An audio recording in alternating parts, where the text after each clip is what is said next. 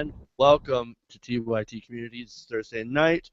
The only panel show paneled by Young Turks members here on the TYT Network, and of course fans of the Young Turks. I'm your host, Jeff Waldorf. I'm joined here, of course, by my friends, Jordan French, Sean Fitzgerald, and we've got a lot of great stories tonight. We're gonna take a little easy tonight and go into some goofy Republicans here later on. We've got something serious at the end of the show. Sean's going to present to us, of course. And we start out with, before we get to the fun stuff, we're going to start out a little bit serious, a little bit of climate change. We've been talking about that a lot, and with good reason, because finally, President Obama has actually done something sort of bold on climate change in the EPA as well. So we're going to get right into that. We're going to jump into that and then go to goofy Republicans. Should be a lot of fun. All right. So, the EPA. Now, the EPA has revealed new plans to regulate carbon emissions from power plants. Now, these rules would put, of course, the U.S. on course to reduce emissions 30% below 2005 levels by 2030. Okay, so it's not like fantastic because we're going back to 2005 levels, but hey, look. Right now, we'll take what we can get.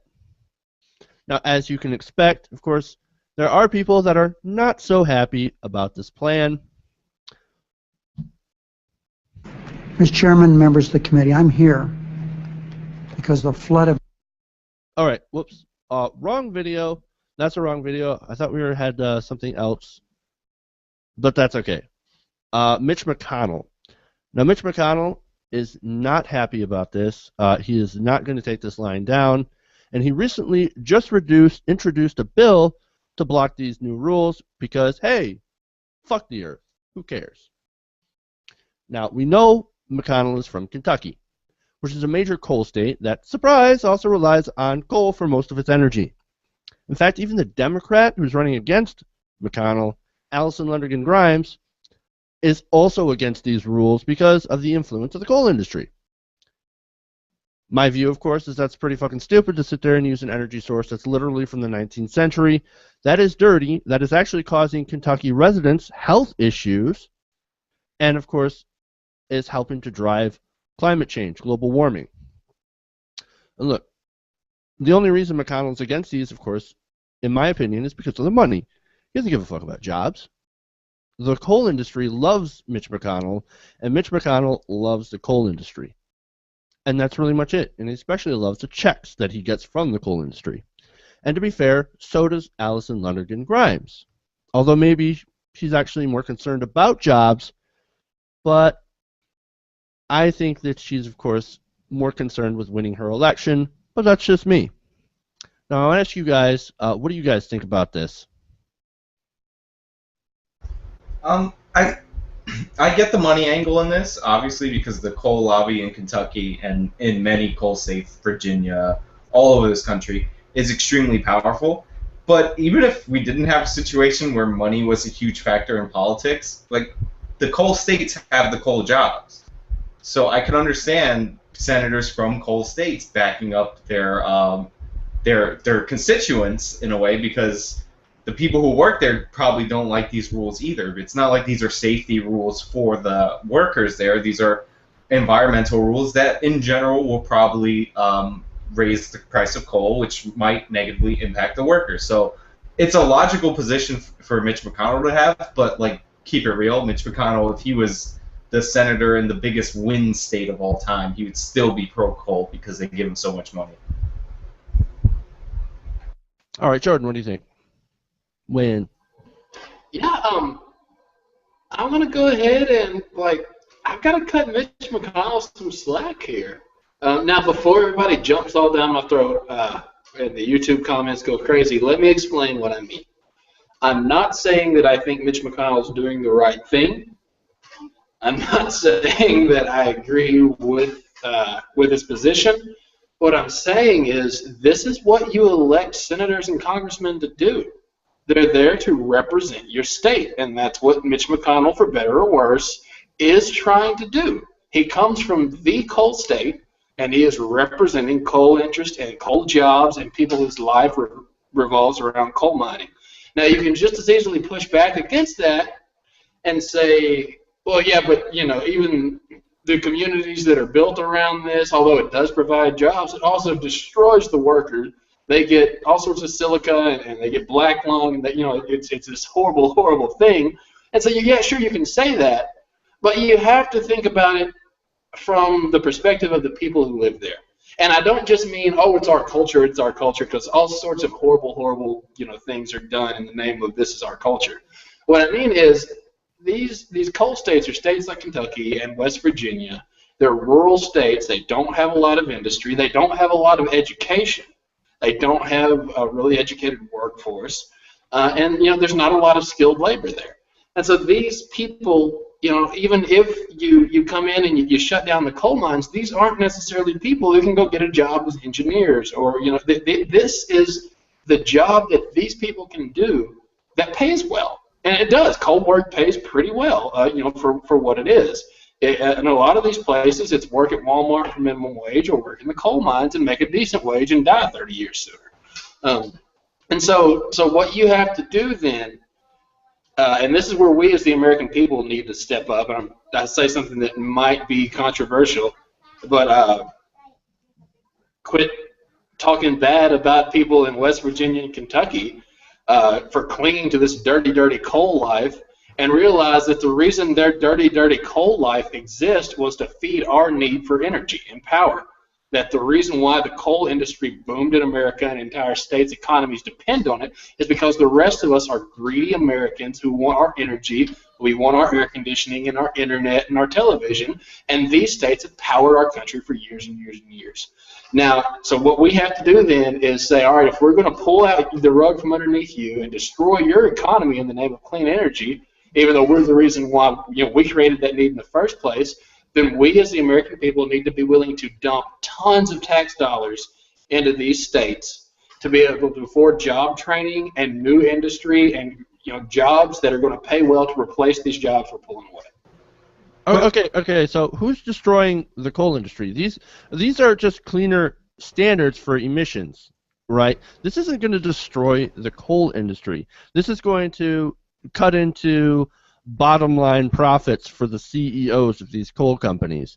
This isn't going to destroy coal. This is going to help the environment. So, but Jeff, what world do you live in, man? And if you cut into the bottom line profits, you're cutting into jobs because people are greedy. You're parroting conservative talking points. Almost exactly. Okay? These energy standards are about putting in coal scrubbers. They can do that, It is expensive, and I'm not gonna say that there isn't a cost associated with it, but there are already too many costs associated with running coal the way that it is. And look, I understand. I'll also give Mitch McConnell a little bit of a credit, a little bit of a pass, because yes, he is standing up for the coal, right? But I don't think he's standing up for coal jobs. He's standing up for money from coal lobbyists in his state. But that's a distinction without a difference. If you're in the state of Kentucky or in the state of Virginia, then not only do you have the coal jobs, but you also have the towns that are coal towns, and their entire economy is based on people shopping in those towns and all of that. So, like, if you are the senator from Kentucky, if you are the senator from Virginia, you are the senator from one of these coal states, money, donations, all that is irrelevant. Like, you cannot support policies that might end these people's towns. Like, the entire town will be gone. We see this in Detroit and in all these car towns, that if you don't support, if that industry goes, then that entire town goes. Like, but this you're is assuming that the industry is going to be completely destroyed by this. Well, actually, there's no evidence. But actually, it really won't. That's the end goal. But in reality, the coal companies themselves actually might make more money off of this. There's some great analysis out there of the few energy companies that are actually semi in favor of this, because Obama always says some industry leaders support this. It's because it will allow them to export more coal because it drives down the price, and they don't have as many efficient power plants overseas as we do here. So in reality, the coal companies are probably going to be all right.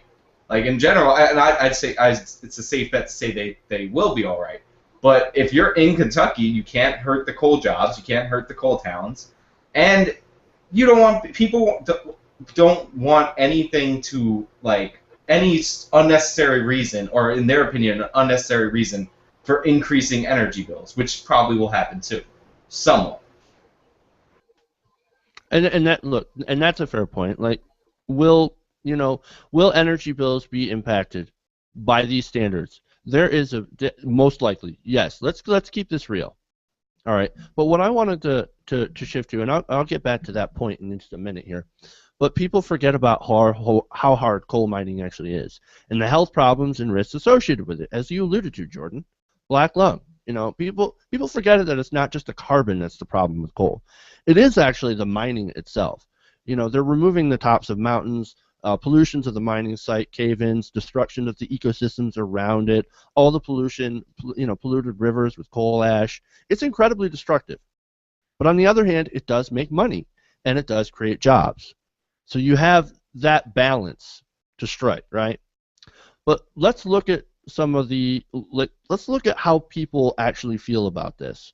There was actually a poll recently last month that polled Americans on these rules before they came out. All right. Now, 64% of Americans said that they supported a strict policy to limit greenhouse gas emissions from these coal plants. Now, 34% of people opposed. And so I think that most people agree that they like clean air and clean water. Okay? I think we can all agree with that, at least. Now, the poll specifically asks if people support a policy of setting strict CO2 emission limits on existing coal plants to reduce climate change and improve public health. These plants would have to reduce emissions or invest in renewables and increased energy efficiency. But it also mentioned that the cost of electricity to consumers and companies would increase. And still, there were a majority. Now, it breaks down, of course, on a partisan level. Most Republicans, 56%, obviously oppose. Those would be the people in the coal states, understandably. 80% of Democrats supported it, and for independents, it was sort of split down the middle. So that's how a section of the American people feel about this. Which actually gives President Obama credit for some level of political courage, because usually the way the pollsters work is that they look at their base, right? The base is obviously in favor of this. They look at the opposition Republicans obviously against it. But you go for the independents, and you want to get issues that the independents are on your side. Like I know this is like a random anecdote, but President Obama takes pictures of himself drinking beer because independents have a high beer approval rating, because that's how fake our politicians are. This is literally a 50-50 issue with independents, like on whether or not they want these regulations in place. So he's not winning any new support with this. He's not winning any new support with this party for this. So it is actually a political a gamble from Obama, which I know you guys would have liked to see for a long time, him to actually take a risk for a policy that you guys would believe in. Right, for sure. But to get to one of Jordan's points too, I think he's right about you have to figure out a way to, I mean, look, if this does have the impact of getting rid of some coal jobs and eventually phasing out coal, which is all I think should be everybody's goal, is to phase out this dirty fuel, okay, in lieu of something else. Now, you can't do that immediately, obviously, of course. But the way that you can, like, we can figure out a way in order to shake these these coal states and to get them their livelihoods off coal, because they built up this industry around coal mining, around this dirty, horrible fuel, and there needs to be significant investment in this. And the irony about this is that the Republicans, the coal state Republicans, Mitch McConnell, and even the Democrat, Allison Lundergan Grimes, probably are not looking into setting up alternative energy and alternative industries. And the problem with the coal states is they put all their eggs in just that one basket. It's sort of like Detroit. Detroit's a great example. They had all of their eggs in the auto manufacturing basket, and look what happened. When you set one industry for your state and everything else is built upon that industry, when it goes, and coal will go, I mean, the price of coal has already dropped immensely because of the natural gas boom, and it's only going to get worse. So, I mean, you set up this industry, you set up everything around this one industry, and it's really difficult to replace that, but we have to. It's not difficult. It's literally impossible. We've seen this throughout our history. If you have gold, if you have a gold rush, and you build towns around the gold mine, and people stop being able to mine gold there, that town is gone. Like Texas, the Texas oil rush. Like the reality, a lot of these towns are going to fail. Some of them might get a new industry, but there's no the coal is there, right? Which is why they're going to be in favor of it. The coal is there. It's located there, and there's nothing that can take that coal away from those areas. Like green energy subsidies can go anywhere in the entire country. Like there's no reason that it would specifically be tied to that area. So these people are going to fight for it. And in reality, over time, eventually they will lose these little towns. And it's unfortunate for those people, but like you're balancing that against the environmental aspect. I don't think it's quite impossible. There are places that have done this. I can't think offhand, but I did read an article about a place that did something like this, that had all their all of their industry, their economy based on just one thing, and they decided, hey, we can't do this. We got to diversify. And now they're making a comeback. And so, that's really what we have to try to get Kentucky to do, is to diversify. Get away from just basing your entire industry on coal. And for God's sakes, education. You got to educate those people. Jordan. Yeah, well, that was sort of my point. Like, Sean is right. If you let the typical American, law of the jungle. Let me preface that by saying Sean is right, but I don't agree with him. If you let towns live and die the way we have historically perceived as having no value to the rest of us, then yeah, these towns are going to drop and go away because they're built around coal. So that's why I said I'm going to come at this from two angles. Why we as the Americans owe it to these communities who have provided power for us for decades upon decades to reinvest in them, because they built a destructive industry to meet our need. We are just as much a part of this as they are, and we need to live or die with them because that's the right thing to do. Now, apart from it being the right thing to do, the other reason why there's a case to be made to focus these green energy subsidies and try to build this green energy sector in these former coal towns, or hopefully former coal towns, there's a business case to be made here, and that's just wages in Kentucky and West Virginia and other places like this are not really sky-high wages compared to a lot of other states. So if you could get a politician with some cojones who is willing to work across the aisle in an actual, like a good way, not the bipartisan way that we're used to, where whenever they get together, something horrible is happening. But if somebody who is willing to stand up and make the moral case that we owe it to these coal towns to not turn our back on them, and to make the business case that, hey, wages here are pretty low, cost of living is pretty low, this might be a good place to be business, we can save these communities and have a flourishing new economy built up in them. But to do that would require a political system that is working for the greater good of America. It's a good luck getting that in America right now. Right. And that's the one thing that's missing, is the political will. And just seeing Allison Lundergan Grimes come back and be like, no, coal is awesome. We love coal. Seeing the Democrat, and obviously it's the political reality in that area, that she has to do that. It's sad. I mean, you would hope that there would be somebody who would run on something else and saying, look, we can get off coal, and we can have a vibrant economy here if we can just, figure out a way to diversify, to do something else. Right. And to throw in my final thoughts, I didn't mean that every town is impossible to save, but a lot of them are going to go under, is what I'm saying. That's just reality. Like, we keep it real on this show. Like, upstate New York, which is my home state, used to make film. When digital cameras came out, those film towns were done. Like, that was it for them. And some of them recovered, I'm sure. Some of them became tourist spots or whatever. They figured out an alternative industry for that town. But a lot of these solely built around one industry towns are going to go under. And, like, I'm sorry, like, the green investment is not, like, the green investment might help highly educated people because that's who you need for green energy. but it's not going to help the low-skilled worker who's being paid better in the more dangerous coal mine than he would be at McDonald's. Not true. Somebody's still like, all right, so maybe your more highly skilled, educated engineer type is the people, who actually design the turbines or the solar panels and do the electric work. But these guys who are pretty mechanically adept, most of them, because they're weary, and I mean, I'm the southerner here in the group. It just kind of comes with the territory. You kind of have to learn to, your way around a tool set. They can become repair technicians, mechanics. Somebody's got to haul the stuff and assemble it and do the quote unquote low skilled workforce, just like any other industry. Now maybe, admittedly so, it's still a little more technical than coal mining, and they're the transition, like Sean said, we want to keep it real here. But at the same time, that doesn't mean we don't do our damnedest to keep these places going, because I know I'm harping on it over and over, but they're in the position they're in because we created a need and they met that need.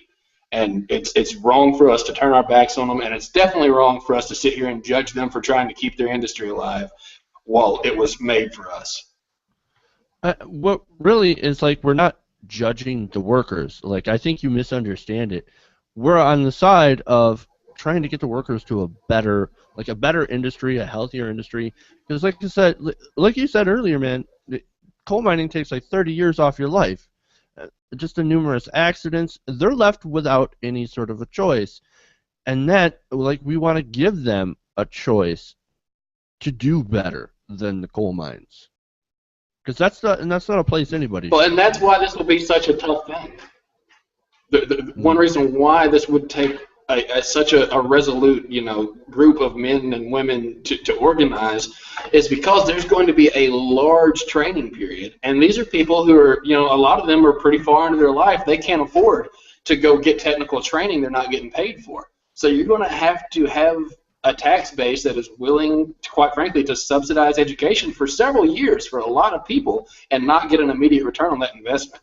And good luck doing that in today's political climate. I actually don't see that being as much of a problem as politicians accepting that tax, that those programs and instituting those programs. You have a problem. It's not the people that are the problem so much. It's the politicians. So, but anyway, we're spent far too much time on that, and we need to get to the next story. So if you guys hold on here, I got to set up the video again. So, because the flood of dark money into our nation's political system posed the greatest threat to our democracy that I've witnessed during my tenure in public service. The decision of the Supreme Court have left the American people with a status quo. All right.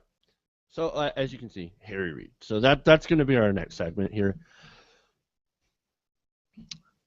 The talk of campaign finance reform has finally come to the Senate, with Harry Reid, of all people, pointing out the major problem with the electoral system. Take it away, Harry. Mr. Chairman, members of the committee, I'm here because the flood of dark money into our nation's political system posed the greatest threat to our democracy that I've witnessed during my tenure in public service. The decision of the Supreme Court have left the American people with a status quo in which one side's billionaires are pitted against the other side's billionaires. So we sit here today with a simple choice. We can keep the status quo and argue all day and all night about whose billionaires are right, whose billionaires are wrong. Or we can work together to change the system, to get this shady money out of our democracy and restore the basic principles. All right, so it's kind of a shame that Harry Reid sounds so incredibly boring when he talks, because everything he said is pretty much, he nails it. I mean, that's what America is all about now, billionaires versus billionaires. Now, remember that study that confirmed that regular people are pretty much ignored by our politicians in favor of the wealthy? Now, also, there was a study that came out a long time ago that said that politicians spend at least 4 hours a day on the phone begging rich people for money. Also, over 90% of the elections in the Senate are determined by who spent the most money. All of this is pretty common sense to us. We've watched this. We're informed. We're plugged in, so that's why we know all this. So what's amazing is that it took this long for a hearing on this issue and on an amendment to get money out of politics because of how corrupt our system is.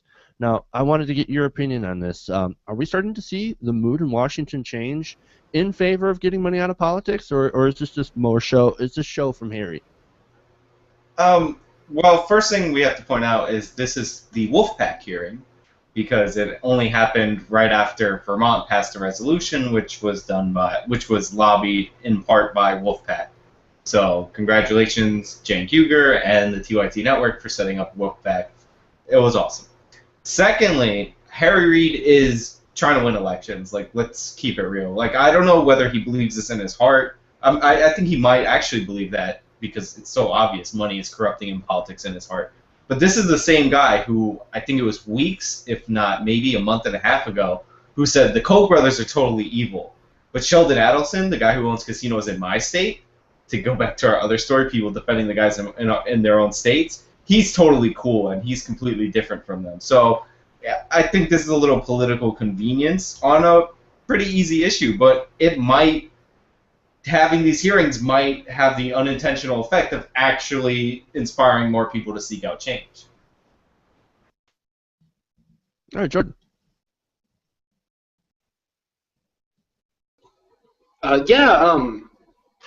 Sean brought up kind of my question. This is the same guy who just a few weeks ago defended billionaire Sheldon Adelson and all of his money into politics. So I don't know. I can't get a read on him on this issue, man. Because I mean, he's being honest here. He's not just demonizing the right.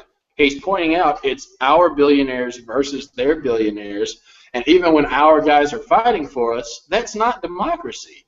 You know, we brought this up several times on this show. Even whenever people we agree with abuse the system, we're still not in favor of the system being abused.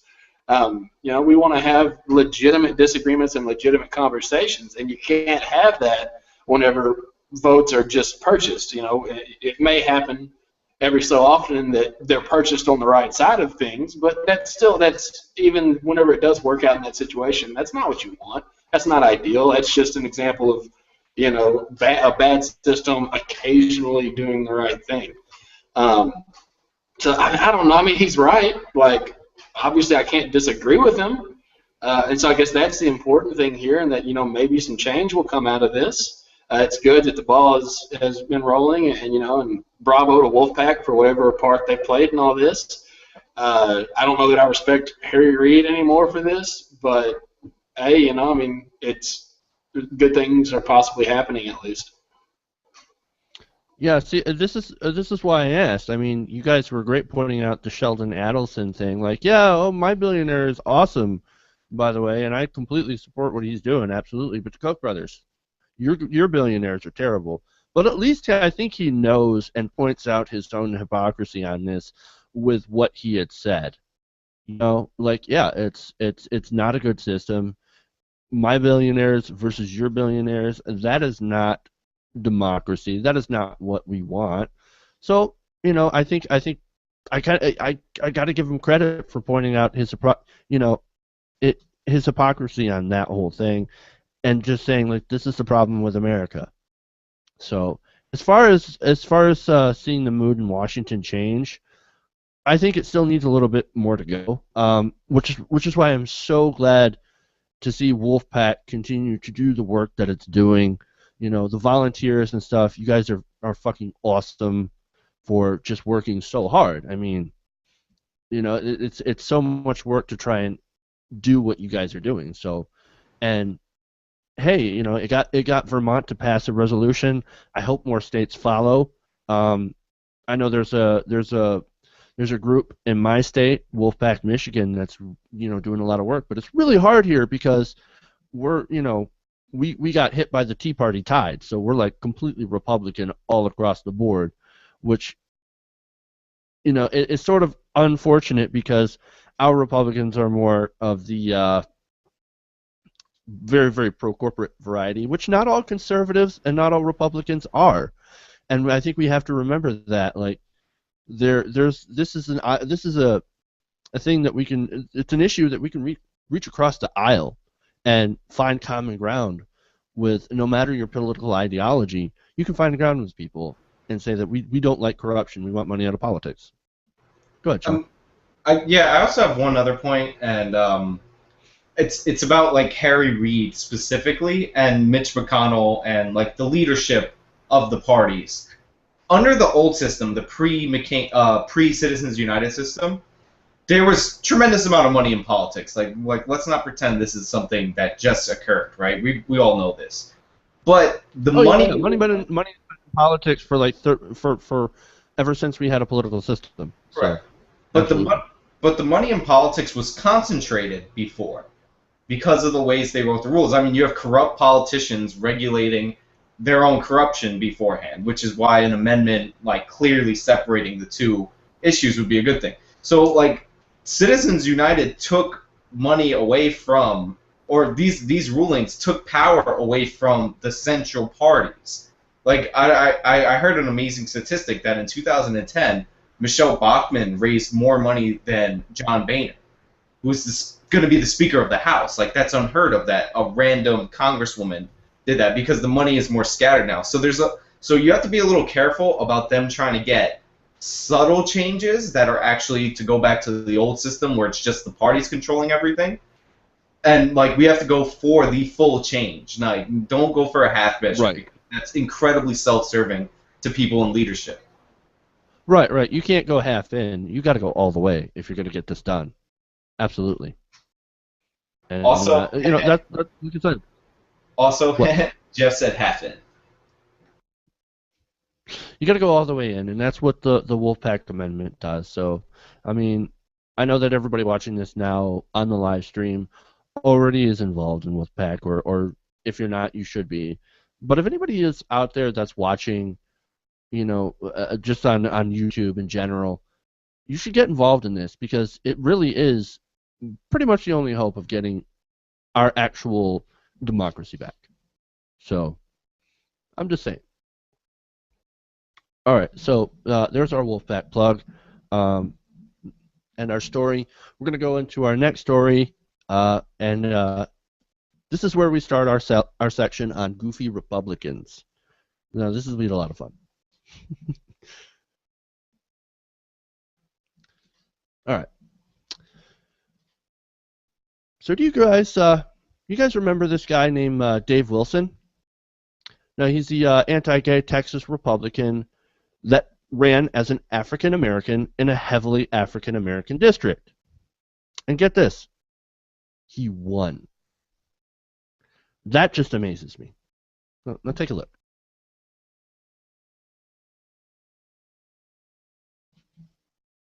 That is not the right picture. Hold on. All right, so look at this guy. Now, I don't know about you guys, but he doesn't look black. He looks pretty white to me. And obviously a white old man, and not at all an African American. Now that's kind of amazing. Now, oops. I'm having a lot of technical fails today. Now, obviously, people were kind of mad when they found out that Wilson was actually a deeply conservative white man. Now, he played it off by saying pretty much all politicians lie, which, yeah, I guess, yeah, you would be right. A lot of politicians do lie. He told KHOU, quote, every time a politician talks, he's out there deceiving voters. All right. Well, but lying about your race in order to win elections, that's really shady. But what about lying about your name and your political affiliation, even? Now, if you thought Dave Wilson had no shame, meet Cesar Chavez, Arizona's new Democratic candidate for Congress.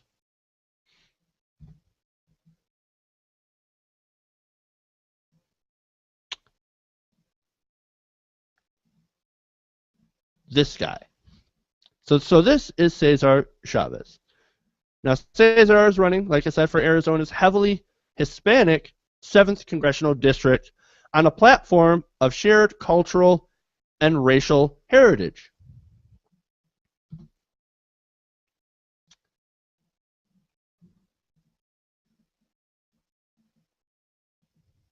Now, this district also had a candidate that ran twice before, and his name was Scott Fissler. All right, so let's see Cesar Chavez again. Okay. Scott Fissler. Oh, wait a minute. Something's kind of off about this. All right. Let's let's do a side by side.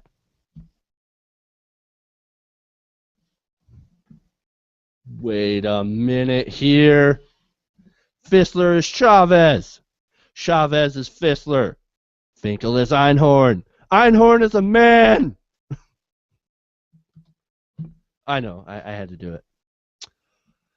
The balls on this guy. Okay, check out the balls on that guy. He out Dave Wilsoned Dave Wilson. So even worse, get this. The Arizona Capital Times contacted Chavez for a comment, but claimed he was too flooded with calls and emails. So he told Arizona Capital Times, quote, "There is just simply not enough Cesar Chavez to go around." So this guy, what the fuck? That's really all I got to ask. What the fuck is this? Is this a new GOP outreach program, guys? What do y'all think? Well, technically he did switch parties, so he's now the Democratic candidate. But yeah, this Which guy. is what I pointed out in the intro. I know. But this guy lost 2 elections, and he's so dumb. And he might not be that dumb because we don't know if this is actually going to work. But he came up with the idea of changing his name, getting a tan, wearing that hat, and running as a Hispanic candidate in Arizona. And that is hilarious. And I kind of hope he wins because that would be creative. It would show that the American voting population is not smart, which is something that I think a lot of us believe this whole time. And he chose the name Cesar Chavez, and he's using to show his support on his website. He's using posters of pro-Chavez, like people, but they're pro-Hugo Chavez. So not only was he a right-wing Republican, he's now Chavez, which is the last name that he probably chose because he could find people holding up pro-Hugo Chavez, a.k.a. the Latin Antichrist of the Republican Party. So this guy is amazing. I kind of hope he wins. In my heart, I hope he loses because I don't want to believe that people would vote on such a superficial, this is literally the same candidate. It's not like Obama and Mitt Romney where they're really, really fucking similar. This is literally the same human being. So in my heart, I hope he loses, but I really want him to win because I think it would be hilarious. At least win the Democratic primary. All right, Jordan. What do you think about this dude? I guess, since we took a goofy turn, say anything substantial about the story. So what I want to know is, what's more racist? Changing your name to appeal to the Hispanic vote, or thinking that fedora is somehow in any way remotely Hispanic? What the hell does the fedora have to do with Hispanic culture? Have I missed something? I don't claim to be like Mr. Socialite, I'm the Southerner in the room. But God Almighty, yeah. Jeff, throw your screen up there. Let's look at that. I just did actually. Play a stereotype. I don't get it. Yeah, man. Just take a look at this, man. It's the same guy with a hat and a tan. That is amazing. And look, he's literally trying to legally change his name. Literally. He literally did change his name. Yeah. Yeah, he actually did change his name. But that's not the best. Everything is amazing with this guy. If you notice, even from the picture, he even has a little more facial hair, a little more 5 o'clock shadow. He's really going. He's going so hard to be your stereotypical Hispanic person.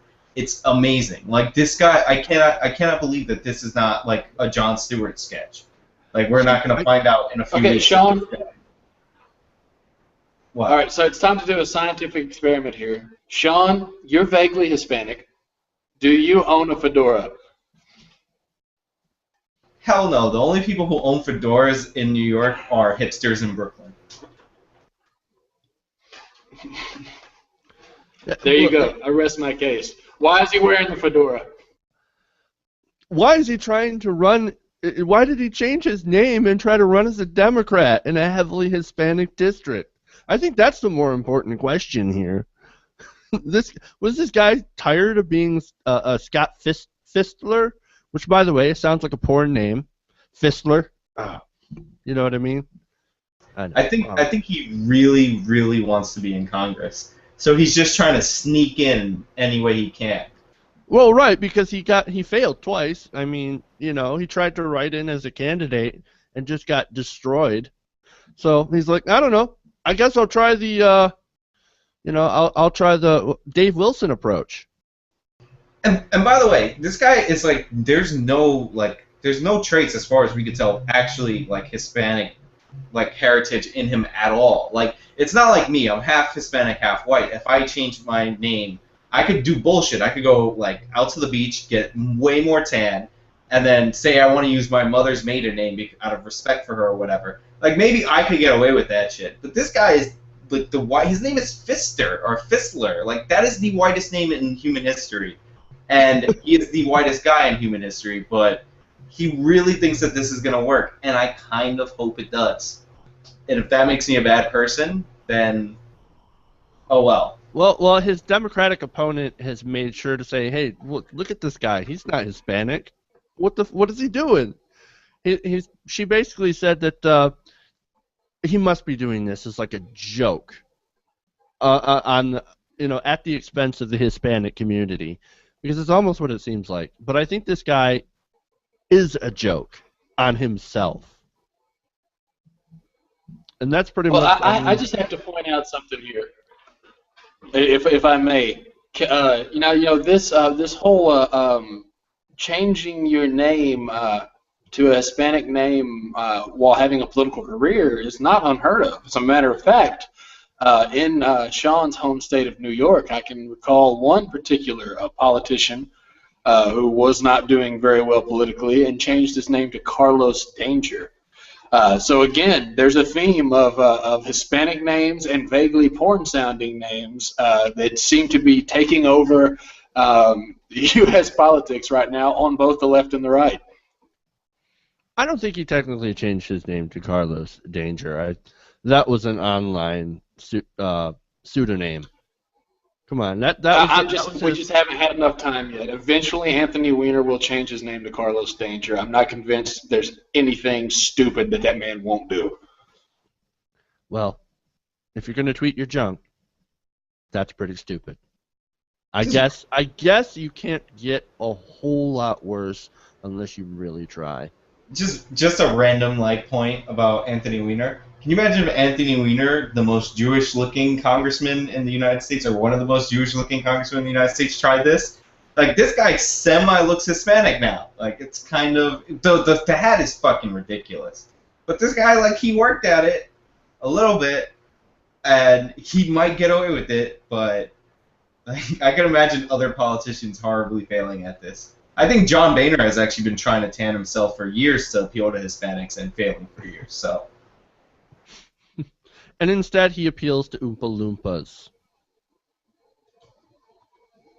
All right, so my final point on this is somewhat serious. I think that I'm pretty sure that this guy, he ran twice. He doesn't have any new ideas, and this is what a lot of the GOP has in common, is that they don't have any new ideas. So they do voter suppression. They lie sometimes even about who they are, in order to win votes and to win elections, because Their ideas, they don't work, and they don't represent the majority of America. And so that's pretty much it. All right.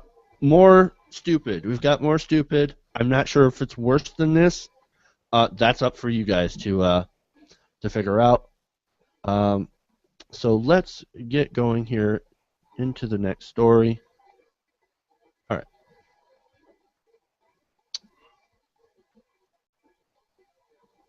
Did I mention I do this? We're doing this live, so just hold on. Fuck it. Do it live. A conservative activist and so-called homeschooling expert, oh boy, warned that comprehensive sex education is nothing more than a liberal plot to destroy your marriage and create more Democrats. Marjorie Holston spoke to radio host Jan Markle about why sex ed shouldn't even be in schools at all, and I'm going to let her explain. Many states have obscenity laws, and the materials here are obscene. So if you're going to ask me, how can they teach the kids? Because many, many states have exceptions so that if it's taught in a school, it's an exception to the obscenity law, so our children can be seeing things that are absolutely obscene. I can't talk about some of the things you've given me here. Yeah, you would be in trouble for if I were to read some of the curriculum over the air, you would get in trouble because of the obscenity I laws. have it in front of me. I can't talk about it. Can't do it. Nope. But that is being taught. What you're seeing there is 7th grade curriculum. People, you'll have to use your imaginations, but not too much. But wake up for what your children are being taught. And I want to add, too, people say to me, why would they teach such awful things to our children? If you go deep down and you connect those dots, you see that when children are desensitized to sexual things, it affects their ability at a later date to bond with a spouse. And so if you have somebody who can't bond, they're not going to have a stable marriage. When you have unstable, broken households, how do they vote? Democrat. So this has a very evil underlying intent. Oh man, where do you start with that? There's so much fail in that, but I want to start with that face. That face that face will scare anybody out of having sex, right there. I mean, just the face that she's making. Like, I'm not one to judge and throw stones or anything like that, because I'm not an attractive man. But Jesus Christ, that's scary. Let's start with the ad hominem attacks. Does that not look like the crazy cat lady? Like, she has like 10,000 cats, and weirdly, she wants to stop little kids from giving and receiving pussy. But don't. All right, Jeff, do you have serious points, or do you want me to get into my? I do have some serious, maybe serious points.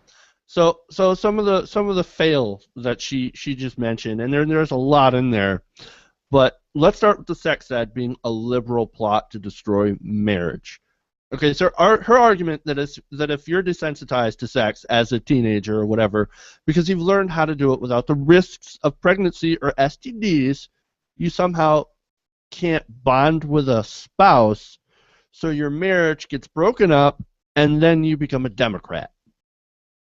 Because all marriages based on STDs and accidental pregnancies work out so well.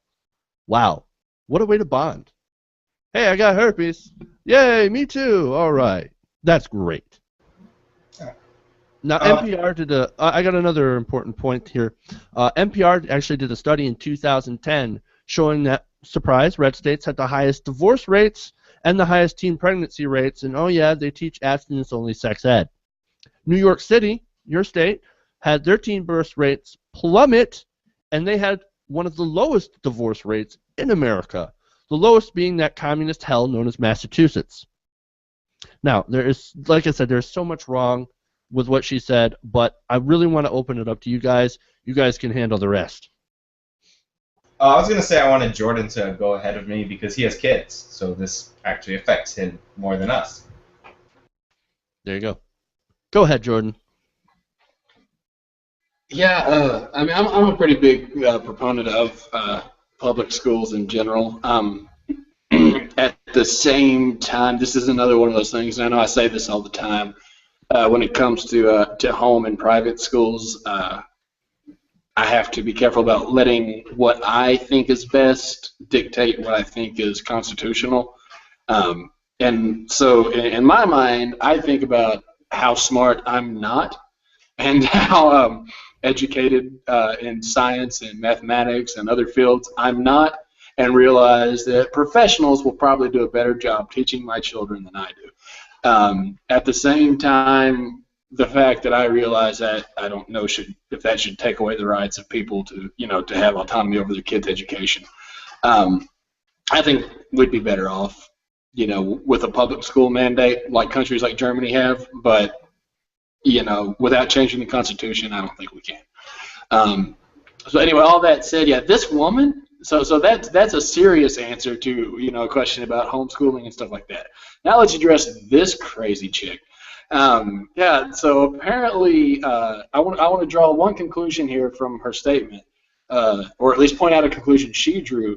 That her premise obviously is false. The school systems are not set up to cause broken homes, which will then be Democrats. But I just want to point out that she said, this system was not evil in her eyes because it was trying to cause broken homes. She didn't say this system is trying to break up homes, and so therefore there's a lot of evil in that. She said this system's trying to break up homes. Broken homes vote Democrat. Therefore, there's a lot of evil in this, meaning for her, the greater evil is voting Democrat than living in a broken home and destroying the family union. So let's keep it real. That's what this is about. She doesn't care about the family. She cares about her political agenda. Or maybe if you want to cut her the benefit of the doubt, she's not able to divorce the two. That could be a complete possibility. But I kind of want to know some specifics, what she's talking about, these things that are so vulgar and vile, and then, kind of point out, well, so what is she reading? Because, obviously she's going to be talking about, I guess, children's literature that has, I don't know, maybe sex, like the Diary of Anne Frank, if you read the unedited version, has, a girl hitting puberty and stuff like that, and saying things that the kids go through, but may be unpleasant for prudish people to read. But then I'm I'm going to assume that she's reading the Bible in her homeschooled class. She's clearly that kind of person, and there is some disgusting stuff in the Bible by that standard. And then there's an entire book in the Bible dedicated to how great sex is. And so, she's in a glass house throwing stones here, I assume. Again, I'm making assumptions, but I would gather that she's probably a pro-Bible in the classroom kind of person. But, of course, she wants to clean that up and not actually read the text for what it says. And, I don't know, it's just, I get, censorship in general really, really bothers me. And, when it comes to literature, that's a way for kids to explore some of these topics that are awkward for them. Their bodies are changing, and reading that in a book and this character they can relate to, it helps them. To me, that's a healthy thing. That's not a vulgar thing that should be shunned. Right, this just reminds me of something that I saw earlier with Glenn Black. You were asking about what were the materials in the classroom that were so vulgar that they couldn't say in the air, or they refused to say in the air, right? Well, there's a Glenn Beck clip that I had seen earlier today that was it's a box of dildos, and literally, that's what they were talking about, things that are allowed in the classroom. And I don't know about you, but I don't ever remember having a box of dildos in my classroom, which is kind of amazing. And they're like, well, look what gets involved in the schools. Look what we get to put in the schools. But we can't bring the Bible to school. We can't say Merry Christmas. The fuck you can't say Merry Christmas at school to people. I just wanna point out that you can say Merry Christmas. Maybe if you're not as a school official, but I'm sure they let that slide more times than not.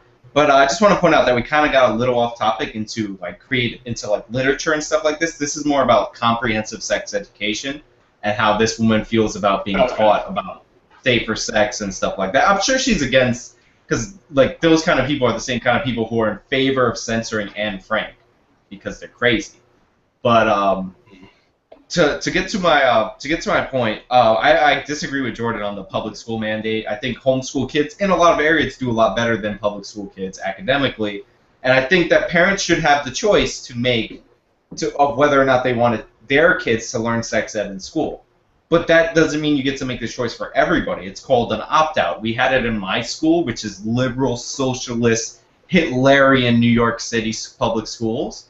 And like the idea that it was like dirty and like the way that she's saying is that it's not like educational, it's just more pure sexual, is ridiculous. In my school, you could the health teacher could literally be fired for showing you how to put on a condom in the classroom. They had to take you to the nurse's office, which is a ridiculous regulation that you're going to bring 40 kids into like this tiny ass office to show you how to put one on. So like it's I understand that if she doesn't want her kids to learn it, I don't think it's a crazy liberal plot to make your kids have sex more. My friend is an aspiring sex ed teacher who will probably beat me up for saying that kids should have the choice not to learn it. But she informed me like a while ago, and there's facts to back this up, that in the states with comprehensive sex education, not only do the kids have safer sex, but they actually wait longer to have sex because they're informed. In states that don't have comprehensive sex education, they'll actually have sex quicker. So you're putting yourself in a bigger risk for younger teens to have more unwanted pregnancies and more broken families and all that stuff that she was railing against if you don't teach comprehensive sex education. And that's her big problem. Yeah, and that's where she once again flies off the rails into, you know, what the fuck land. Like, she doesn't obviously has no idea what she's talking about. And when it comes, I mean, at the end of the day, it all comes down to she's pushing her political agenda, and that agenda is, I don't want to get Democrats elected, and this is what I'm told leads to being a Democrat, and so whatever it is, I don't want Democrats in office because I believe that they're evil. By the way, I just want to add, literally, this was the most salacious thing that was ever taught to me in a health class, and it wasn't in 7th grade. It was in 11th grade. It was when we were taught to say the word penis, but before that we had to do an exercise where we wrote down all the non-medical terms for the word penis. Like, that's as dirty as that class got, and that was 11th grade when you're like 16, 17, when I think you can handle a little more technical information.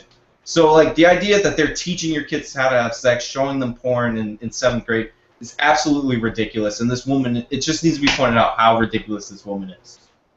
I mean, like, I want to throw out some statistics to point that out for our audience, just so we know that Sean's not just, you know, spewing talking points, but actually speaking fact. Well, this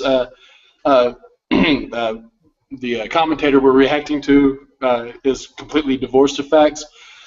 Teen birth rate per 1,000 population ages 15 to 19. I just want to show again in the liberal, godless state of California, that number is 31.5, which seems, in all honesty, fairly high. Massachusetts, it's 17. New York, 22.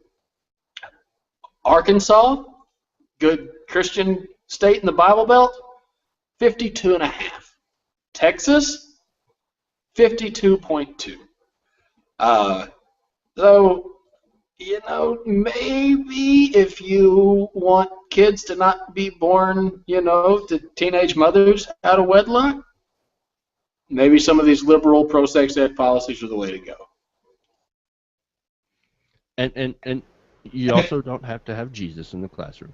Right. And one more thing. If you don't want your kid to learn this for whatever reason, that's your, like, to me, that's on you. Like, you should have that right to opt out. I'm not arguing for forced or compulsory sex education, but the option should be there in the school. Like, don't try and ban it from the school because you can't handle the word penis and, like, the most non-sexualized medical pictures of sex organs in a book.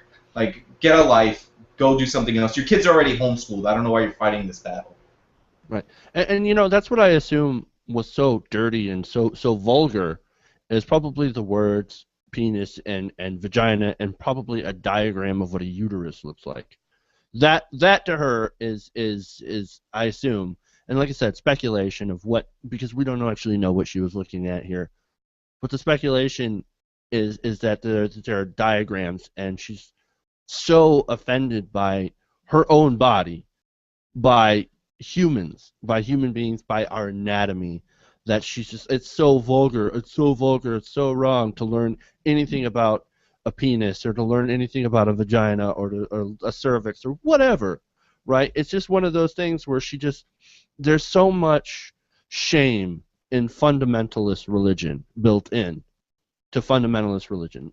Not normal, like normal religious people, absolutely fine. Like Jordan's absolutely fine. Even my family, conservative Christians, right? My father-in-law, my mother-in-law, whatever. They're fantastic. They're conservative Christians, but they don't have this horrible shame that this woman seems to have for natural processes of the body. And sex is a natural thing, and people should learn about it in order to do it more safely. And so this woman she's a nutter. She's absolutely fucking crazy, and she does not belong anywhere near a place where they make policy. She just doesn't. Her policies make zero sense, and that's pretty much all I got for that. Anybody else have anything to add with that, or should we go on? Forward to our next story. If you thought you were having a bad week, this story. All right. It's a good story. You'll love this. So if you thought you were having a bad week, check out GOP Senate candidate Annette Bosworth. Now, Bosworth was running in the South Dakota GOP primary, and she stopped by the Kelly file, where she found out something terrible had happened. Annette, thank you very much for being here. I want to start with the breaking news from the Associated Press that reports that you have lost your race.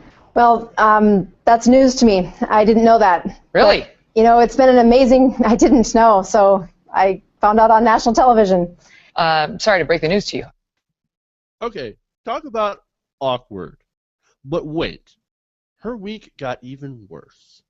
Not even just 24 hours after losing her race on national TV, Bosworth was arrested for election fraud. That's right. South Dakota Attorney General Marty Jackley charged Bosworth with 6 counts of perjury and 6 counts of filing false documents related to campaign election laws. Jackley claims that Bosworth fraudulently attested to gathering voter signatures when she was actually really on a Christian missions trip to the Philippines. Basically, she attested that she was there supervising this voter signature drive, but she actually, or allegedly, wasn't there. Obviously, that's pretty difficult to supervise this if you're in the Philippines. Now, of course, Bosworth is decrying this as a liberal plot to intimidate her from leftist Mike Rounds. Wait, did I say liberal? This is actually a case of Republican on Republican crime in the fact that crime may actually have happened. Now, before you feel too badly for Miss Bosworth, remember, she's the same person that likened people on food stamps to animals. Now, South Dakota isn't a populous state, and according to the census in 2013, South Dakota had a population of around 830,000 people. So it's relatively rural, 83% white, but it has over 100,000 people on food stamps, according to, of course, the federal government. Now, the problem with that is that she pretty much went out and compared a significant chunk of her constituency to animals. It's no wonder that she only got 6% of the vote. Now, there is some irony. Before I throw it out here, there's a little bit of irony of her being charged with election fraud just days after she announced the formation of a PAC to, quote, attack the corruption of career politicians and the media culture that protects them. Most likely, she was probably talking about the quote-unquote liberal media, but who knows? I want to ask you guys what you think about this. Please weigh in. Sean? I thought Jordan was going to go first for some reason. But it's a hilarious story. Like, if you break it down, there's multiple hilarious moments in this. First of all, finding out on air that you lost your election. Like, you don't have, maybe I'm gonna speculate a little bit, but maybe because you have an incompetent campaign staff who can't tell you when you lose, like maybe that's why you lost your election, because you don't know how to run a campaign. Two, the going on the trip, even though it's technically illegal to the Philippines, while your people gather signatures.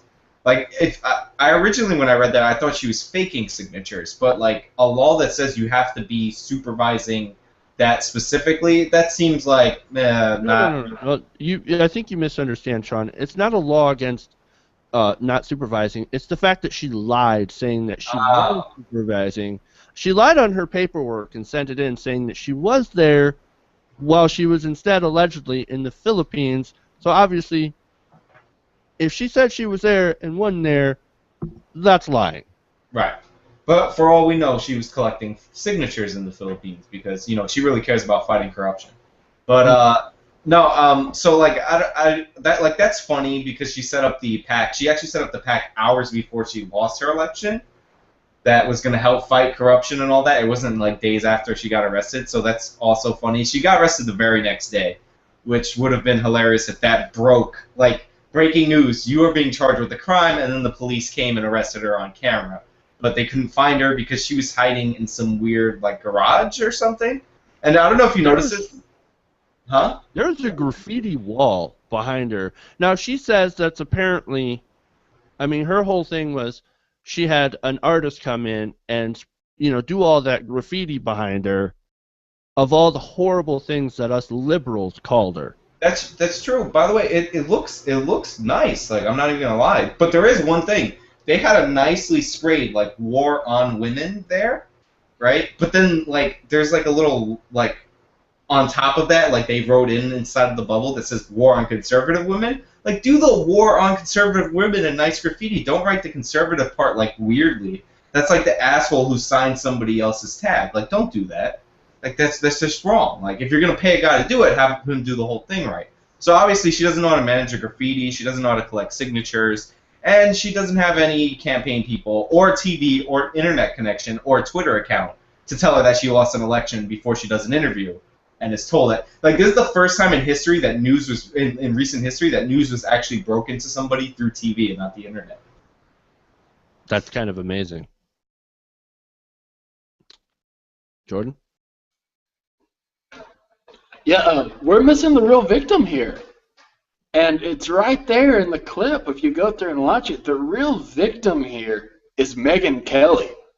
Did you see her face? And by what I mean when I say Megyn Kelly is the real victim here, what I mean is the real victim here is the intern, staffer, producer, whoever it was that slipped that bit of news to Megyn Kelly into her ear and said, hey, say this, ask her how she feels after losing her election. Because that person is absolutely 100% positively floating dead in a river somewhere right now. Megyn Kelly killed that person the second the camera cut away from her, and it's written all over her face in that clip. Joe, I wish you could play again, man, just so everybody could see, like, whatever. She says, oh, I didn't know that. And Megyn Kelly says, Really? And it's just like, I guarantee you whatever intern it was that passed that or put that in the teleprompter bolted out of the building in fear for their life because Megyn Kelly straight up murdered them in the commercial break. No, I totally disagree. I think that intern might get hired. He broke news to Megyn Kelly faster than the person she was interviewing. Megyn Kelly has no loyalty to this woman. Like, she got a YouTube clip that's a classic for at least a couple of months of Megyn Kelly shattering a woman's world on national television. So I would give that intern a raise. I just love that she's all like, I'm sorry to let you know that. Really?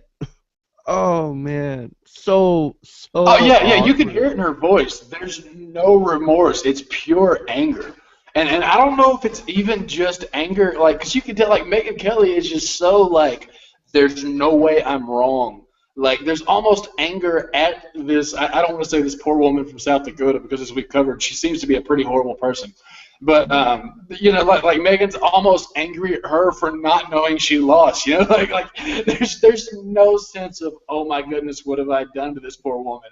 It's all just like, whether it's directed at the candidate or the intern or the producer. Like, Megyn Kelly murdered someone the night this aired. I promise. There's a dead person in Megyn Kelly's garage. All right, so let's we're gonna have to court this then. We're gonna have to throw up a TYT Community lower court, and we're gonna watch the video again, and we're gonna say, did Megyn Kelly kill an intern?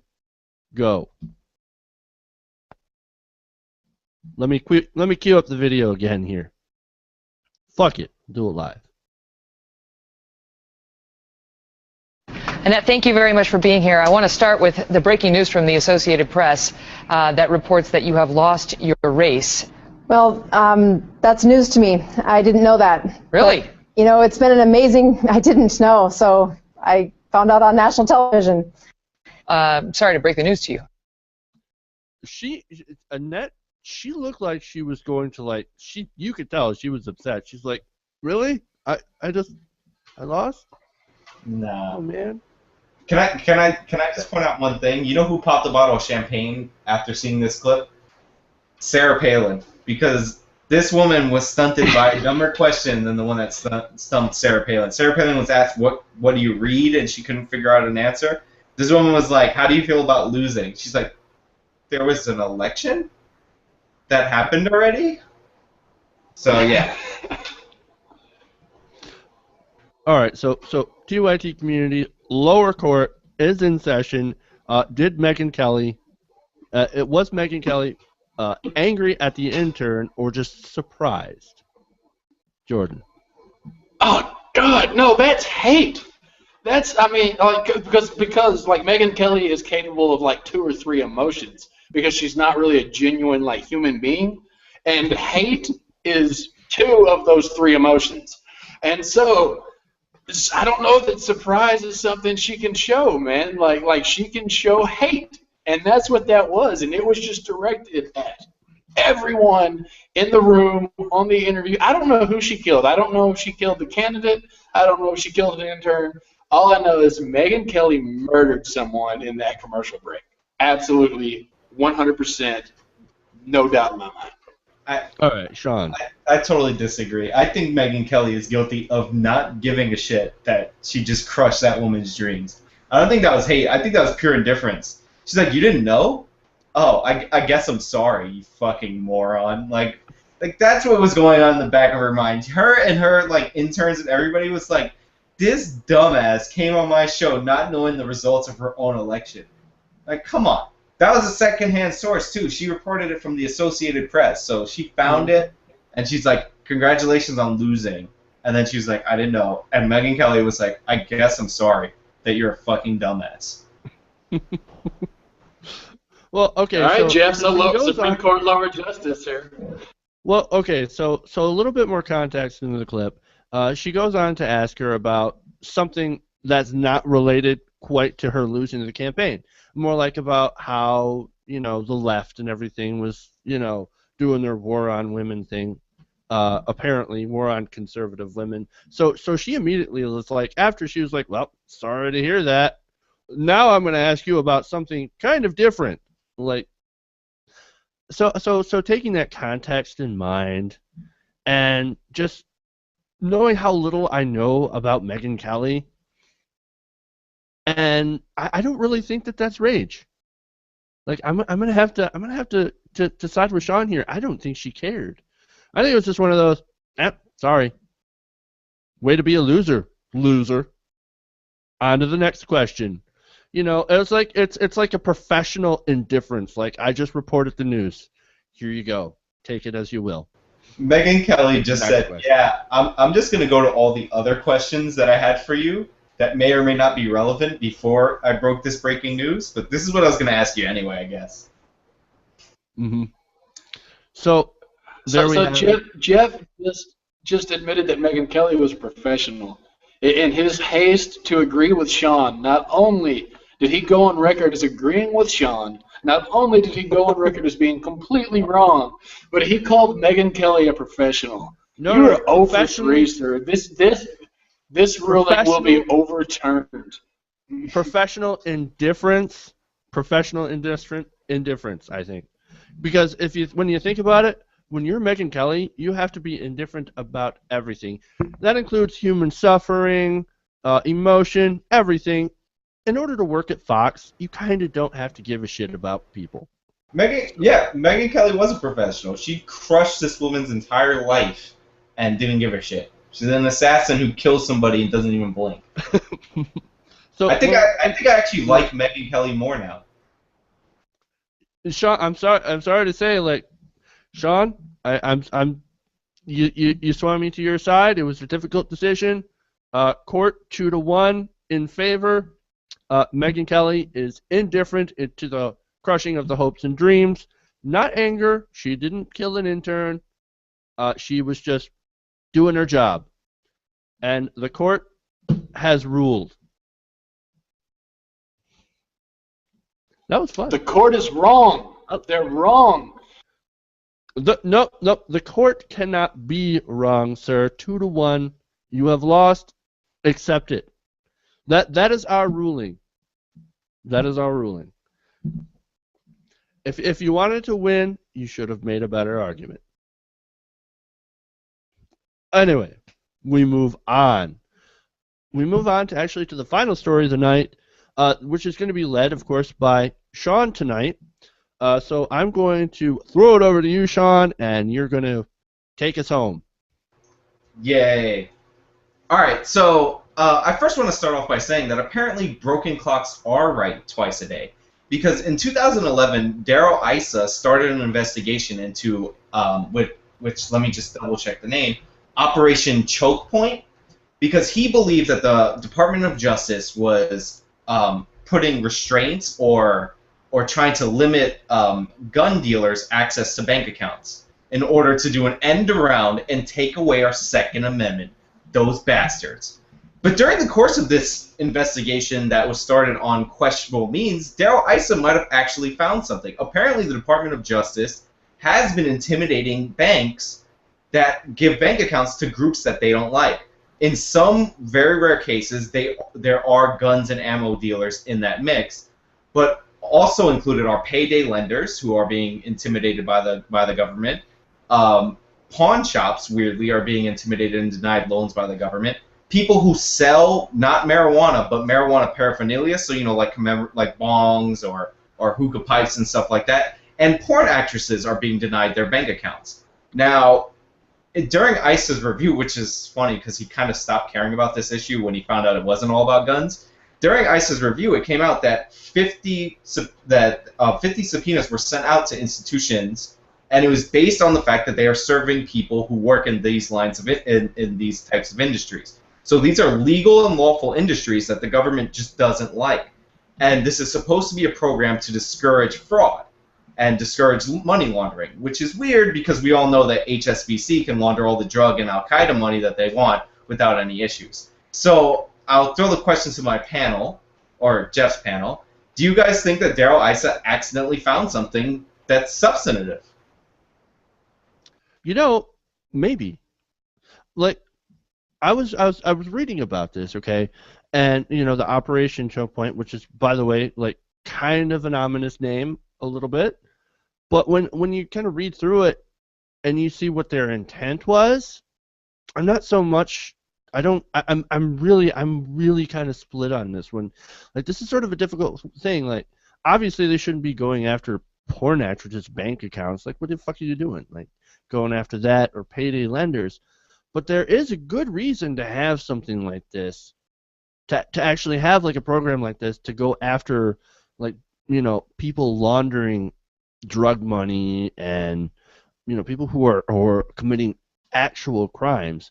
So, like I said, mixed on this, I think that there's a need for something like this. Like, we could use it in a good way, but going after porn actresses and stuff like that, like legal entities, because you might not like them or approve of them, that's obviously fucked up and wrong and a waste of our resources, by the way. So if ISA actually found this and follows up on it, I'm going to hate it, but I'll give them credit for it. And I just want to point out there's a difference between stated intent and actual intent. Their stated intent is perfectly reasonable. They want to find fraud. They want to protect the consumer. They want to stop drug dealers from laundering money. But the actual intent is they are going out and intimidating groups of people that are unpopular. These are unpopular industries. And one of the things that bullshit. Porn is not an unpopular. But an unpopular societally. So what they're actually doing is they're not. What they're actually doing is they're not passing any laws, or they're not doing anything. It's really intimidation. If you serve these type of clients as a banking institution, then you will get more subpoenas than banks that don't serve them. So you're incentivizing banks to drop people's bank accounts. And like we've seen this with marijuana in the past. Like they wouldn't let marijuana, legal medical marijuana people use banks. So we know that this happened in the past in industries that the government didn't like. I'm just saying I didn't know it was this widespread. Well, I was going to say, right or wrong, marijuana is at the federal level, which I believe it should be legal. Like, everybody knows that I'm definitely in favor of legalization at the federal level and at the state levels. But technically, if they're going after something like that's an illegal industry, marijuana is illegal. Now, medical marijuana may be legal in the states, and that's where you get into like the states' rights issues and everything. And it's still illegal at the federal level. So if you're going after marijuana using this, like, I don't like it. But if you're going to go after illegal things, then you have to go after all the illegal things until it changes. The marijuana makes more sense than the legal industries that are legal nationwide. Right. Right. Wrong. Oh, I'm so glad that Sean chimed in there, because I was going to have to agree with Sean, but then he jumped in with Jeff. If the way that Sean presented the story, if I understand it correctly, they're not going after marijuana. They're going after like hookah shops and stuff like that. And so to Jeff's point, that something like this, I'm sorry, I don't want to misquote you, Jeff. You said, you see the need for something like this, and it's a good thing, but it's probably not right or whatever. No, man, not at all. Like, this is to go after illegal industries. Let's be clear. Like, if something like this is needed to go after illegal industries, like, money laundering, and illegal drugs, like the drug cartels, totally for something like that. Like, because you want to choke off their money. But that's not what they're doing. Right? They're not trying to catch bad actors in the act of acting poorly. They're trying to stop they're putting pressure on banks who are doing a legal service that could possibly be abused. And that's not the way to do this. And I say this, hey, as someone who used to own a hookah lounge, there are a ton of shady players in that game, man. Like, I had to fight that reputation so much, and you guys know, like, I'm the one on the panel who's probably the most anti-weed out of all of us. But I still, I had to fight that reputation. Like, I had to kick people out of my store for because they thought that I was, in on this like drug game with them. And I'm like, no, not only do you have to get out of my store, but I'm going to call the police on you. Like, this is not what I'm doing. I totally understand where that's coming from, and it gives responsible business owners like I was at the time, like, it gives us a bad name. But that said, the way to catch people doing bad is to catch people when they're doing bad. Like, you don't go like try to stifle small business growth by not letting banks loan to these people. We can all agree, like, the porn industry has a lot of shady players. Gun sale in the gun industry has a lot of shady players. You guys probably didn't know this as much as I do, being from the industry, but the hookah industry has a lot of shady players. But the way then to stop that is to catch bad people doing bad things, not stop good people from doing legitimate things. And this is just another example of it's a lot. It smacks a lot of Fast and Furious to me. We're rather than like trying to catch people doing bad things, the government kind of overstepped its bounds and either forced business owners to do something illegal, and then whatever screwed up came after the business owners for doing what they were forced to do, or forced business owners to not do something that was illegal and wouldn't, would lean on them if they were loaning money out to these industries the government didn't like. And that's just an overreach of power, man. Like, no liberal and no conservative is for this. This violates both sides' principles. This is just bad governance. And I just want to point out that this is, like, it's really, like, it's intimidation, and it's almost like you're blacklisting people, because, like, I can understand theoretically, like, you want to target certain groups that commit crimes, but you can't cast such a broad net that you're catching people that you think might be associated with crimes. Like, that doesn't make any sense. There's a Reason article that I shared with all these guys too that talked about specifically the porn actress who her husband can't get loans anymore. Like, they can't get a mortgage because and her husband's not even in the porn industry, but he can't get a mortgage because they're married and their social security numbers are linked. This is strippers. This is, like, all different industries that are frowned upon by society, but perfectly legal and legitimate, that just can't get loans or can't get access to bank accounts. And then you put pressure on secondary lending institutions like pawn shops and and then payday loans. It seems like a weird way of addressing this problem. And also, when the government talks on the other side of their mouth about helping people get access to banking, underserved in the banking community is the term that they use, that they make people underserved on purpose. All right, so I'm looking in The Guardian, okay, they wrote up a piece on this. They said that, quote, the theory behind Operation Choke Point is that they can cut off access that scammers and fraudsters have to banks. Now, if it's a legitimate industry, leave it the fuck alone, right? And I totally agree with you guys on that. But I don't think that it's quite as nefarious as you guys, at least not the intent, is quite as nefarious as you guys seem to put it. Now, I could be wrong, right? But what they're looking for is credit card schemers, people that do illegal gambling online, escort services, Ponzi schemes, and, of course, payday loans, which can disproportionately affect low-income people because they are underserved. I totally forgot about a lot of great points. I totally forgot about the online gambling, but it's legal online gambling that they're also shutting people's bank accounts out. What they're supposed to go for is the pyramid and the Ponzi schemes.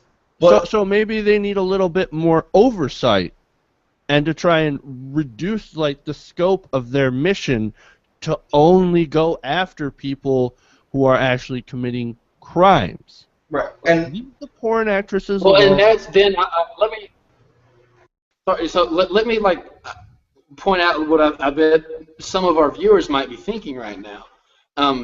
The payday lender one, like, my gut, my Libby McLiberson, values or whatever, is to totally give them a pass on that one, because, like, they're, at least I'm not familiar with any. I could totally be wrong. By all means, we've got some honest, hard work, greater good of the community payday lenders out there. Feel free to let us in on your business model, because you're not the ones we're seeing commercials for. But, like, payday lending, that's a shady industry, all right? It's not like porn that lends itself to a lot of shadiness, or hookah that lends itself to a lot of shadiness, but it's not inherently shady. Payday lenders that's a flat out, that's a bad industry. But it's legal. That's a failure of our legal system. So if we're going to let that be legal, even though it's shady, then you have to let banks loan to them. So I hate saying that, but it's true. The answer is, like, crack down on that through legislation. But you can't not make it legal and then come after banks for doing their job. there's a point I don't want to get into about payday lenders, because I want to stay on point. But they're actually the result of a crackdown on pawn shops. But the big problem with this, and I don't know if I'm quoting Isa or somebody else mentioned the story, is that instead of targeting people who commit crimes like HSBC, we've all heard that story that they laundered drug money for Al Qaeda and the Mexican drug cartels, and they basically paid a fine that was a small percentage of what they laundered. Instead of targeting people who are committing crimes, what the Department of Justice is in effect doing, forget about whether they're intending to do bad, is they're using a weird prior restraint, and they're basically intimidating or indirectly giving the banks the signal that they shouldn't do business with these quote-unquote undesirable people. And that's, like, wrong. Like, you can't do that. It's weird because you're kind of depriving people of their bank accounts, sort of, because you're not actually through law doing it, but you're basically through intimidation doing it. So it's this weird, like, I'm going to say mistake because I don't want to assume evil, that the Justice Department is sending the wrong signal to the people that they're trying to regulate.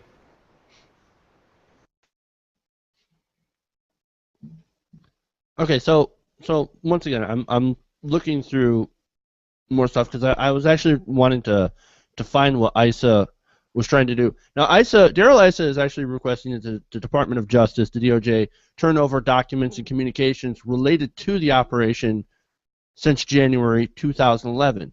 Now, that's to determine whether or not Operation Choke Point was unfairly targeting businesses, actual legitimate businesses like your payday lenders and everything. Which, like, okay, so I'm fine with, because definite, like, if they're unfairly targeting the businesses, and that can be proven, obviously I want something to be done about it, right? But I also think that there does need to be some oversight of the banks and who they lend to at the same time, right?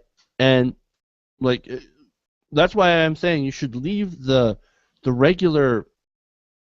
lot of these regular legitimate businesses alone and go after anything that throws up, like the red flag. Now, the definition of a red flag would be high return rates and high risk merchants, as put forth by regulators. But the high return rate, if you look at it, it's 3%. 3% is not a high return rate. It should be 15%, and I will argue that I agree that it should be a higher rate, and that's what, like, government should be about, is coming together and figuring out what works best. I don't agree that it should be at 3%. Like, 15% would be much more. 15% would be much better. So they need to tweak this, and I do agree that we should do some oversight to try and tweak this to see where we went wrong. But I don't like the idea of trashing it all together, and I also don't like the idea of painting this as completely villainous government overreach either, because I think there's good intentions. And for those of you who are like, well, why is 15% a better number than 3%? 3% of transactions over a month, just think about it as an individual basis. Like, we're like middle class to broke people on this panel. And sometimes people in this group, and I'm not naming any names, will do this thing called floating a check, where you don't have the money, but you know you're getting paid by that day. And sometimes when you try that trick to pay your electricity or whatever, like, and you hope that you get paid in time for the check to go through, you timed that wrong. And that's a bounce back transaction. If you don't make a lot of transactions that month, that goes to your 3%, and you could be targeted and maybe pushed out of your bank account. That's crazy. That's exactly why we need to go back and take a look at some of these regulations and tweak them, instead of doing what Daryl Issa wants to do, I assume, and that's just completely get rid of all of this and say, you can't do that at all. This is a horrible thing. Government overreach, can't do it. So there's got to be something there. To be fair to Issa, I don't think he's saying that. His number is 15%. And you know what? I'll agree with him on that one, because there is economic reality that sometimes things will get returned. You know, there will be things that normal people do that might set off these red flags if they're too arbitrarily low. So you need to set it in a reasonable area, and I mean, that's what I argue for, and that's what any sensible person should argue for.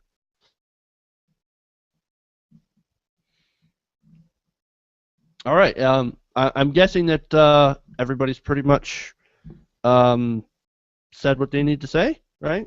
Does anybody have anything to add? All right, so it looks like that was an excellent discussion, guys. I want to thank you all for watching us on the live stream. Thank you guys for tuning in. Make sure to check Jordan French tomorrow, hosting TYT Community, the Social Justice Hour. Jordan, I assume that you've got a lot of great stories lined up for us tomorrow. Can't wait to be a part of the show. That's going to be a lot of fun. I want to thank you, Sean, of course, for being here and presenting our last story. Really appreciate it. You're welcome, Jeff. But how do people in our audience get on the panel? Well, I was just going to get into that, of course. Now, if you guys want to be part of the TYT community panel, make sure to email me at jeffw@tytnetwork.com or stop by our Facebook page, facebook.com/TYTNation or TYT Community. That's both of our pages, by the way. And or leave a comment like our friend Nick had. Nick, of course, watching the show, always welcome to come back, of course. We're always happy to have new people and happy to have you guys come back.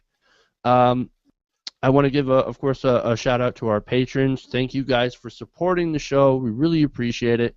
You help keep the show going, and you help us out a ton. So, Jordan, do you have anything you want to say, sir? Yeah, so hey, anybody watching this thinking about, hey, I want to come on the show, but I don't know when. Guys, tomorrow night, if we can do it, if we can get enough people, we're going to do something really, really cool that we haven't done before. We've got a really, really cool tribute to Maya Angelou, who of course passed away here recently, in the works. And so if you've thought about joining the show, about being a panelist, but just hadn't ever got up the nerve to do it, by all means, join us tomorrow. Let Jeff know, because this is going to be something I think that could be really, really neat. It'll be a first in TYT Nation, TYT community history, and you'll definitely want to be a part of it. All right, and that's a really, really, really good note to end on. Thank you guys again for watching, for being part of the TYT community, and that means everyone, viewers and panelists alike. We are all TYT Nation. We are all the TYT community. So once again, I want to thank you guys for watching, and make sure to tune in tomorrow night and watch the Social Justice Hour or be part of the Social Justice Hour. I'm your host, Jeff Waldorf, and I will see you guys tomorrow night here on TYT Nation. Good night. Good night. God bless. Bye.